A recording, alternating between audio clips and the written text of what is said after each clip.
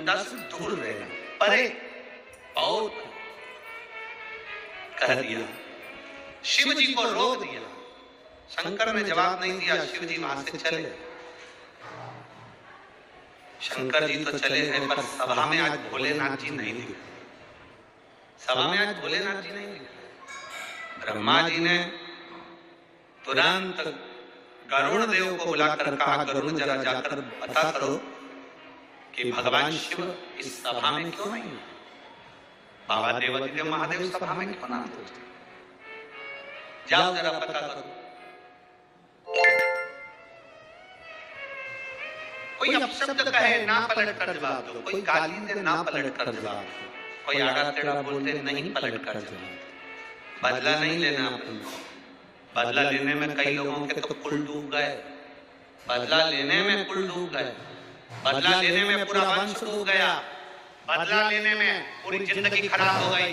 महाभारत का चरित्र उठा लो, माता द्रौपदी जरा सी हंसी थी, उसका बदला लेने के लिए पूरा वंश मिटा बैठे।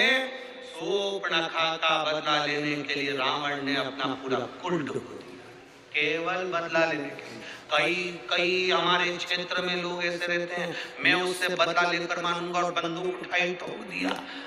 तूने तो 5 मिनट में उसको मार दिया, पर तेरा परिवार आज तक रो रहा है। आधे जेल में पड़े हैं, आधे बाहर रो रहे हैं। ऐसा बदला लेना किस काम का? तूने तो उठाई ठोक दिया, ठाकर ठोका। बदला लेकर मानूंगा, तू तो बदला ले लेगा, तेरा परिवार तो जिंदगी भर रोएगा। तू जेल सड़ेगा, थाने में पड़ा रहेगा, कोर्ट के चक्कर काटता रहेगा, जिंदगी पूरी रोने में निकल जाएगी।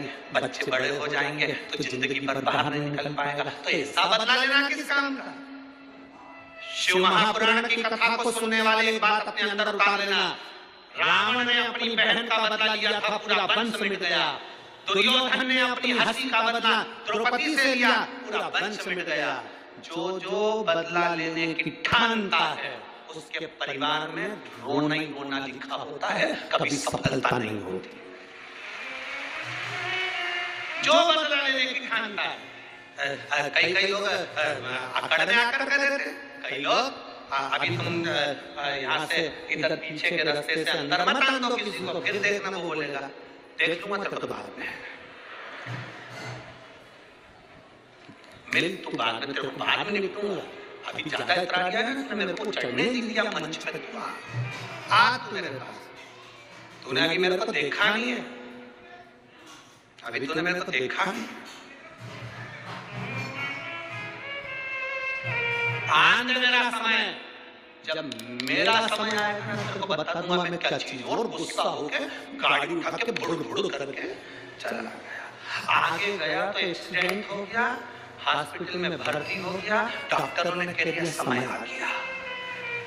अभी क्या कर गया था, मेरा समय आने में बता दूंगा। समय कब किसका कैसा जाए किसको भरोसा है, किसको भरोसा। इसलिए मेरा निवेदन है, कभी ऊंचे बोल नहीं बोलो। किसी से कितनी भी लड़ाई हो जाए, किसी से कितनी भी दुश्मनी हो जाए, कभी बदला लेने की मत ठानना कि मैं इससे बदला लूंगा। बदला लेने में पूरे रावण का वंश चले गया। शूर्पणखा का बदला लेने गया था और मालूम पड़े पूरा सूपड़ा सांप हो गया। दुर्योधन बदला लेने के लिए गया था कि द्रौपदी ने मेरे ऊपर हंसा है, बदला लेकर मानूंगा, और दुर्योधन का पूरा वंश नष्ट हो गया। घर की माताओं को चाहिए तुम्हारे बेटे की किसी से लड़ाई हो जाए, डंडा उठाकर बदला लेने जाए तो माताएं उसको समझाए हमें बदला नहीं लेना, हमें नहीं लेना बदला। तो लड़ाई करेगा, तलवार उठाएगा, छुरा उठाएगा, बंदूक उठाएगा, मार देगा, थाने में पड़ा रहेगा, तेरे छोटे छोटे बच्चे जिंदगी भर रोते रहेंगे। 5 मिनट का 10 मिनट का गुस्सा 10 साल तक जेल में सड़ा देता है। इसलिए वो 10 मिनट के गुस्से को चूल्हे में पटक दो और एंजॉय की जिंदगी जियो, खुश हो। प्रसन्न चित्त में अपने जीवन को जियो, स्माइल देकर, खुश होकर, आनंद के साथ। समझौता करना जानो, समझौता जब थाने में जाते हो तो टीआई भी कह देता है, देखो आपस में मेलचेल कर लो, थोड़ी बहुत बातचीत करो, समझौता करो। उसको मालूम है टीआई को केस चलेगा 10 साल 20 साल 15 साल निकल जाएगा, पुलिस वाले को मालूम है 25 साल निकल जाएगा, ये जिंदगी भर ऐसे झगड़ाएगा, एक अंदर पड़ा रहेगा। इसलिए समझौता करो। निवेदन है, पति पत्नी में लड़ाई हो जाए समझौता करिए, आपस में बच्चों में लड़ाई हो जाए समझौता करिए। समझौता जिंदगी का एक सुख है, क्षमा कर देना एक आनंद है। बदला लेना आनंद नहीं है जितना क्षमा करना आनंद है। समझौता कर लीजिए। लड़ाई हो गई ना कोई बात नहीं, टीआई कहता है, पुलिस वाला कहता है, थानेदार कहता है, देखो बैठ जाओ आपस में समझौता कर लो। दोनों परिवार रोगे, अदालत में पैसा जाएगा, पैसा लगता चले जाएगा, जिंदगी निकल जाएगी, केस चलते चलते समझौता करो। समझौता जब आप थाने में जाकर आखिरी में जब केस समाप्ति नहीं होता तब समझौता करते हो, 25 साल निकल जाए तब समझौता कर रहा तो समझौता पहले करिए, अपने दिल से समझौता कर चलिए। मुझे अगर कोई कह भी देगा तो मैं सुनकर निकाल दूंगा, पर किसी को मैं ये नहीं कहूंगा कि मैं तुझसे बदला लूंगा। मैं कभी आड़ा टेढ़ा नहीं करूंगा, मैं समझौता लेकर चलूंगा अपने जीवन में। शंकर भगवान से सीख कर चलना, शिव जी कभी पलट कर जवाब नहीं देते, कभी पलट कर। शंकर भगवान ने जितने असुरों को मारा, एक भी असुर से एक भी राक्षस से शंकर जी की दुश्मनी नहीं थी। एक भी राक्षस से शंकर जी की दुश्मनी नहीं थी, एक भी।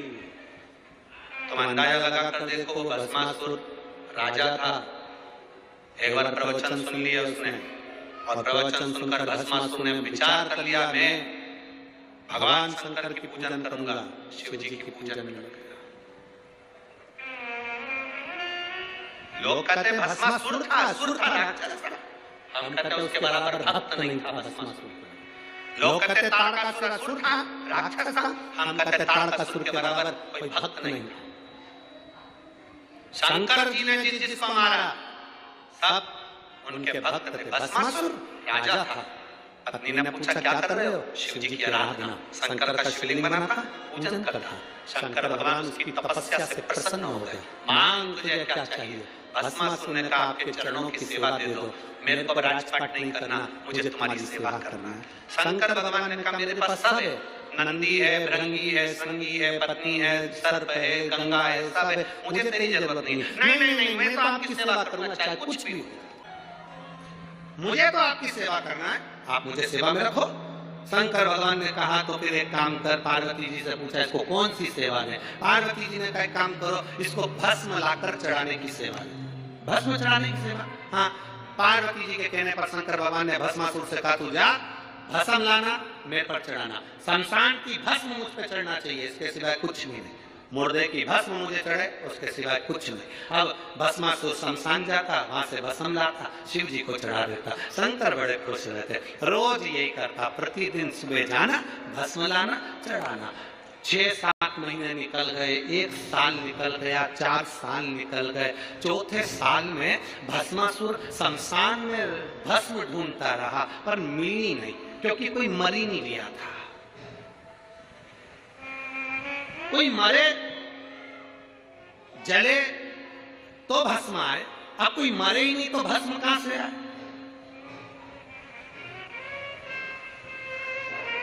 भस्मासुर को बड़ा गुस्सा आया, भोलेनाथ जी ने मुझे सेवा दी और मुझे भस्म नहीं मिल रही है, मैं करूं क्या?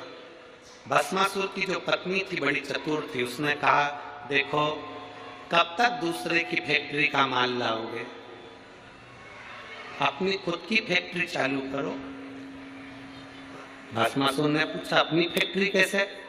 पत्नी ने कहा शंकर जी की तपस्या करो, वर मांगो, जिस पर तुम हाथ रखो वो भस्म हो जाए, उसी की भस्म शंकर जी को चढ़ा देना, अपनी कंपनी का माल चलता रहे। रोज कहीं ढूंढने जाना नहीं पड़ेगा, किसी के ऊपर हाथ रख देना, भस्म हुआ, उठाया और चढ़ा दिया। कहां तक दूसरे की फैक्ट्री का माल लाओगे? अपनी खुद की फैक्ट्री चालू करो। सुन लिया भस्मासुर ने, लग गया तपस्या में। भस्मासुर ने तपस्या करी, शिव जी सामने आ गए, मांग तुझे क्या चाहिए? आशीर्वाद दो, जिस पे हाथ रखूं वो भस्म हो जाए। शंकर भगवान के अड़भंगे थे, उन्होंने कह दिया तथास्तु। खुश होकर भस्मासुर घर गया, खुश होकर जैसे ही भस्मासुर घर गया, पत्नी को देखकर आनंदित हो गया। मैं तुझे गले लगाना चाहता हूं। क्यों?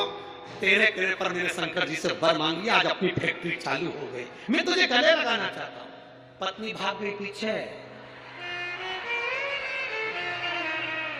पत्नी को लगा फैक्ट्री की कंपनी का माल सबसे पहले मेरे ऊपर यूज कर रहे हो। पत्नी भागी। पति ने कहा कहां जा रही है? पत्नी के मैं अभी आ रही हूं। पति भाग। पत्नी भागती गई, भागती गई, भागती गई। पत्नी ने सोचा कब तक भागूंगी, कुछ अच्छा कर देती हूं। इतने में पत्नी ने अपने पति से कहा सुनो जी, वो भोलेनाथ है, शंकर जी है, अड़भंगे हैं, शंभू हैं, इतने सीधे हैं, जो मांगता उसको दे देते हैं। कभी कभी उनका दिया आशीर्वाद भी लगता ही नहीं है, इसलिए प्रैक्टिकल करके देखो क्या उन्हें सही में आशीर्वाद दिया है। तो इतने में पति ने बोला तू मेरे पास में है, मैं तेरे सिर पे हाथ रख के देखता। पत्नी बोले मेरे पे नहीं, जिसने दिया उससे पूछो। अब पत्नी गई, शंकर भगवान के पास में भस्मासुर गया, भोलेनाथ जी को याद किया, शंभो हर हर। शंकर भगवान आए, मांगो क्या चाहिए? उसने कहा बस तुम्हारे ऊपर हाथ रख के देखना है कि तुम भस्म होते हो कि नहीं होते। शंकर भगवान बोले बता, हमने कंपनी खोली और ये हम पे ही प्रैक्टिकल कर रहा है। शिव जी तो छोड़कर भागे। जो भोलेनाथ भागे, पीछे पीछे भस्मासुर, आगे आगे भोलेनाथ। नारायण भगवान के पास पहुंच गए। नारायण भगवान की धर्म पत्नी लक्ष्मी जी मिली। प्रभु क्या बात है, कहां भाग रहे हो? लक्ष्मी जी ने कहा कि क्या हुआ? शंकर भगवान बोले पीछे भस्मासुर आ रहा है, जिस पे हाथ रखता है वो भस्म हो जाता है। लक्ष्मी जी भी भग गई। भागते भागते महादेव पहुंच गए सीधे नारायण के पास में। नारायण ने पूछा क्या हो गया? भस्मासुर आ रहा है, जिस पे हाथ रखेगा वो भस्म, जिस पे हाथ रखे वो भस्म। अच्छा ठीक है, जिस पर हाथ रखेगा वो भस्म हो जाएगा। अब नारायण ने कहा चिंता मत करो, चिंता ना करना, चिंता ना करा। भगवान विष्णु ने सुंदर स्त्री का रूप लिया, भस्मासुर के सामने जाकर खड़े हो गए। शादी के मन की बात आ गई भस्मासुर